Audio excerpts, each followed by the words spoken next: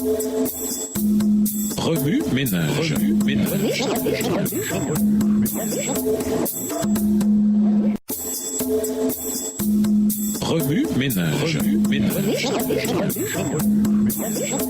Bienvenue dans votre émission. Remue ménage. Nous voilà à la leçon 10. Lisons 1 Samuel 1, les versets 4 à 20. 1 Samuel 1, les versets 4 à 20. Le jour où Elkana offrait son sacrifice, il donnait des portions à Pénina, sa femme, et à tous les fils et à toutes les filles qu'il avait d'elle. Mais il donnait à Anne une portion double, car il aimait Anne que l'Éternel avait rendue stérile. Sa rivale lui prodiguait les mortifications pour la porter à s'irriter de ce que l'Éternel l'avait rendue stérile. Et toutes les années, il en était ainsi. Chaque fois qu'Anne montait à la maison de l'Éternel, Pénina la mortifiait de la même manière. Alors elle pleurait et ne mangeait point. Elkana, son mari, lui disait: Anne, pourquoi pleures-tu et ne manges-tu pas? Pourquoi ton cœur est-il attristé? Est-ce que je ne vaux pas pour toi mieux que 10 fils? Anne se leva après que l'on eut mangé et bu à Silo. Le sacrificateur Élie était assis sur un siège près de l'un des poteaux du temple de l'Éternel. Et l'amertume dans l'âme, elle pria l'Éternel et versa des pleurs. Verset 11. Elle fit un vœu en disant: Éternel des armées, si tu daignes regarder l'affliction de ta servante, si tu te souviens de moi et n'oublie point ta servante,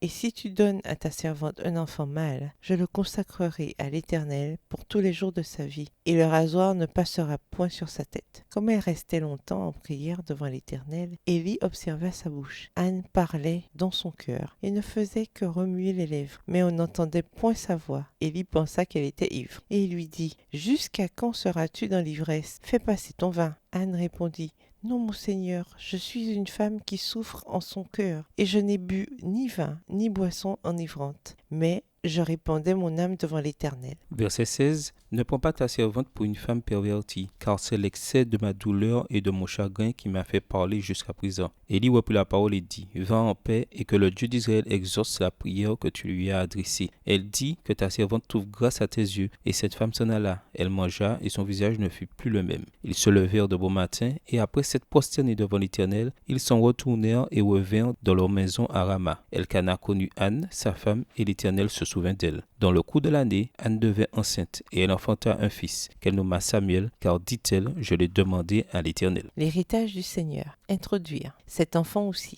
Les Écritures nous informent que les enfants sont un héritage de l'Éternel. Psaume 127, les versets 3 à 5 de la version Louis II. La préposition de dénote soit l'origine ou la destination, c'est-à-dire que les enfants sont un héritage que Dieu nous donne et qu'ils ont également un héritage que nous retournons à Dieu. Tout comme un héritage ne résulte pas d'un dur labeur, ainsi les enfants ne sont pas, comme c'est souvent considéré être le cas, le fruit de la puissance et de la capacité des parents ou un simple résultat naturel de l'union d'un homme et d'une femme. Les enfants sont un don de Dieu lui-même. Y compris les enfants nés hors mariage. Oui, même ces enfants-là. Et les enfants conçus dans la violence. Oui, ces enfants aussi. Et qu'en a-t-il des enfants non désirés, des enfants qui arrivent dans le foyer alors que les parents financièrement ou émotionnellement n'y sont pas préparés? Ou des enfants nés avec un handicap. Chaque enfant qui naît est une bénédiction de Dieu. Même ces enfants, affirme le texte, sont un don. Les enfants sont non seulement un don de Dieu, mais aussi un don retourné à Dieu lorsqu'ils sont élevés dans la crainte du Seigneur. Les parents peuvent éduquer leurs enfants à être une force pour le bien dans un monde de plus en plus méchant. Remue ménage, écrivez 1 Samuel 1, les versets 4 à 20, à partir de la version biblique de votre choix. Si vous êtes pressé, écrivez 1 Samuel 1, les versets 15 à 20. Vous pouvez également réécrire le passage avec vos propres mots, tracer les grandes lignes du chapitre ou en faire une carte heuristique. Au revoir. Et à demain si Dieu veut. Remue ménage. Remue ménage.